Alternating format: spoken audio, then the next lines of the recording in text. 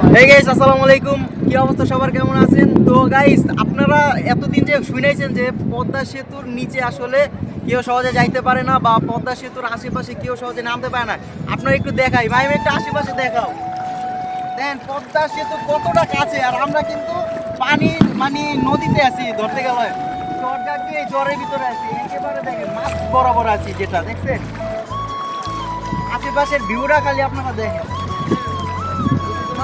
মনে হইতাছে যে আমরা কুয়াকাটা আইছি, কুয়াকাটা, ঠিক আছে, একেবারে সেম টু সেম এরকমের ফিলিং।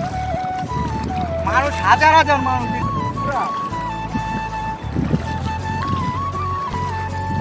ওই সাইডটাই বেশি সেটাই বল।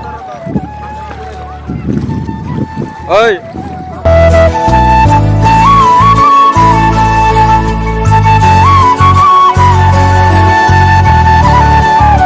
এবং কক্সবাজারে ফিল লইতে যাও তারা অবশ্যই মাওয়া আসবে, কারণ এখন হচ্ছে তোমার মাওয়া এই যে চর পড়ছে, ঠিক আছে, এখন হচ্ছে ঘোরার টাইম, এছাড়া কিন্তু ঘুরতে পারবে না, ঠিক আছে। দেখো আশেপাশে কত মানুষ, হ্যাঁ, যারা মনে করো জীবনেও তোমার হচ্ছে গিয়ে পানিতে নামতে ভয় পাইতো, তারা আজকে দেখো কই গেছে, কত দূর দূর পর্যন্ত গেছে, ঠিক আছে।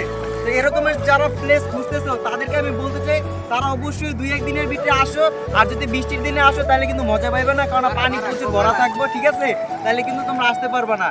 আর যারা আসবো তাহলে তো অবশ্যই বুঝতে পারবা, ঠিক আছে, আশেপাশের জিনিসটা কত সুন্দর।